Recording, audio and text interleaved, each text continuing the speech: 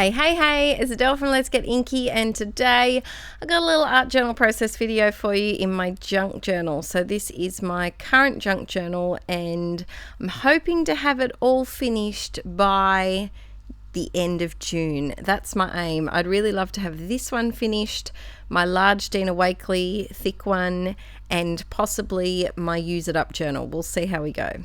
So the first thing I'm doing is I've grabbed this little photo of Archie because it's an extra one that I had printed and I just love it so very much. I'm using some tissue paper and some matte gel medium.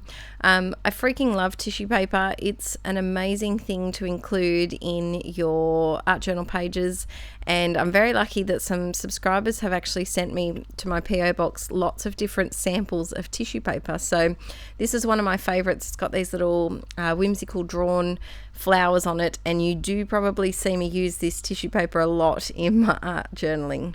So I'm just adding a bit here, a bit there with matte gel medium, and matte gel medium can act like a glue. It can also be used as a top coat if you'd like to coat something on the top. That's what a top coat is. Adele, great explanation. But I like to use it when I'm collaging things. I like to use it under the item to stick it down, but also over the top, and I feel like it just gives a bit better stickage. Yes, that's a word, stickage. So now I'm using one of these Jane Davenport serviettes or napkins, whatever you may call them. And the important thing to remember when you're using serviettes is to peel off the backing. There's usually one backing piece. Sometimes if you've got a bit of a fancy serviette, there may be two, but you've got to peel that bit off, because otherwise the top piece, which is the pretty one, can peel away and won't stick because you've actually not stuck it, you've stuck the backing. It's kind of like sticking down a sticker without taking it off the backing piece. So I absolutely love that napkin. My friends and I found a packet of these on special at an art shop, and we split them between the four of us because I think you get 5 of each type in the pack. So it was really handy, but I think I'm going to have to source some more because I absolutely love this one. It's one of my faves. So now I'm adding some book pages, and they're just from an old water damaged book that I bought from an op shop. An op shop is a thrift shop. If I ever say op shop, it's what us Aussies call a thrift shop. They call it an opportunity shop. Why, Aussie peeps, fill me in. Why is it called an opportunity shop? Is it because you have an opportunity for a bargain, or you're giving unwanted items a second opportunity? Why? So now I'm adding a bit of paint, and I think this is periwinkle blue in the dilutions, and I'm just kind of adding it into the empty spaces, and I put some white paint down first because it's nice to blend it in with the white already down there, and I really do like the look of the brush strokes on the page anywho.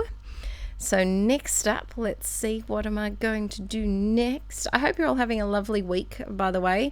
It's Friday when I'm posting this, and I do love Fridays. Fridays, even though I work from home now and there's no real difference between, you know, a Tuesday and a Friday, Fridays just get me excited because it's the weekend. I don't think I'm ever going to get out of the habit of when I was a teacher of looking forward to Fridays so very much. I just love them.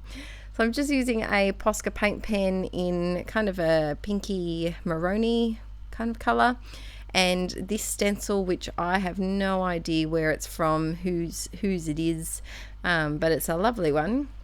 It's something that you could also just replicate by drawing circles yourselves, but I quite like to use the stencil when I can, especially with circles. Circles are tricky. So I decided to do something I haven't really done before, and I usually use stencils for paint, but I decided this time to do the outline in the paint pen and then use some watercolor on the inside. So I'm grabbing my Jane Davenport, I was going to say Dina Wakley, then Jane Davenport mermaid markers, which I'm still getting to know. They're they're different. I'm getting to know them. I like them. I think I just need to have a bit more of a play with them. And I'm just using a dodgy old paintbrush and some water and kind of just smushing that color around just like you would watercolor paint. Then I think I'm going to get my photo in a moment and figure out where on earth I'm going to put it, because usually I kind of keep in mind where I want the photo to be, but this time I haven't. I'm grabbing some gelatos, and I tried to do some ink splatters with the mermaid markers, but it didn't work.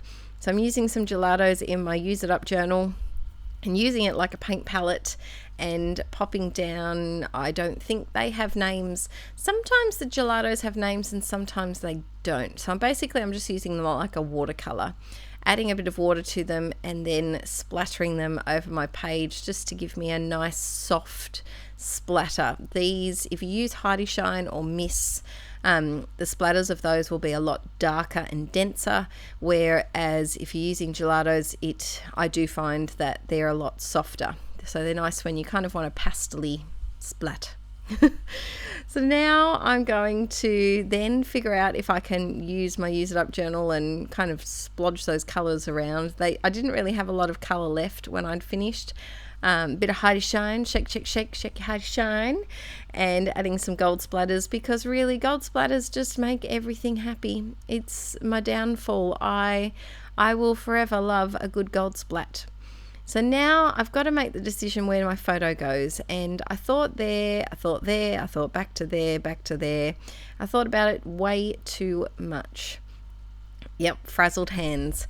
And so I grabbed a few little basically bits of paper that were on my desk that I was lazy to put away from previous projects and from today's project, and I'm just using some double-sided tape. I just used cheap one from Spotlight, and I'm sticking it down to some tissue paper first.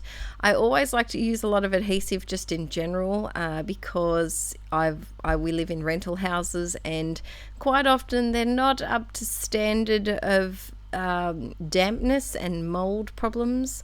So I have had problems with things falling off in the past. So I do like to use a lot of tape, especially in my junk journals, because they don't have the protection of my scrapbook pages of being behind a page protector. It's nice to give them a little bit of extra love in the adhesive department. And also when you're attaching things to backgrounds that have mixed media and have different mediums on them, like the matte gel medium, and the serviettes are bumpy, it's often handy to use a little bit extra, because things don't always stick like they would usually to just a piece of paper.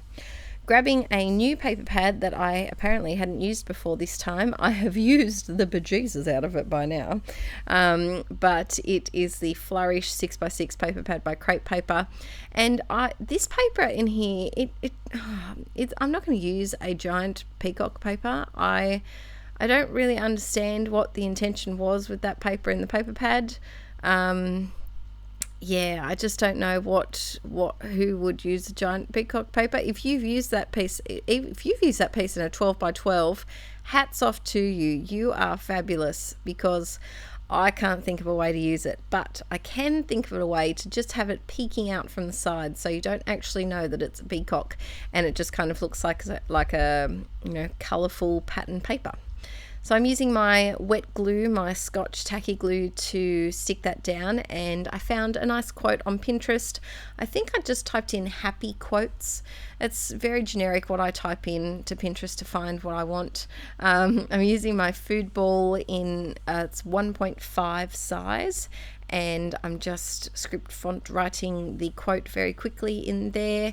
I find that if I plan out where the quote's going to be and see if it sticks properly, if it fits properly, then I stuff it up.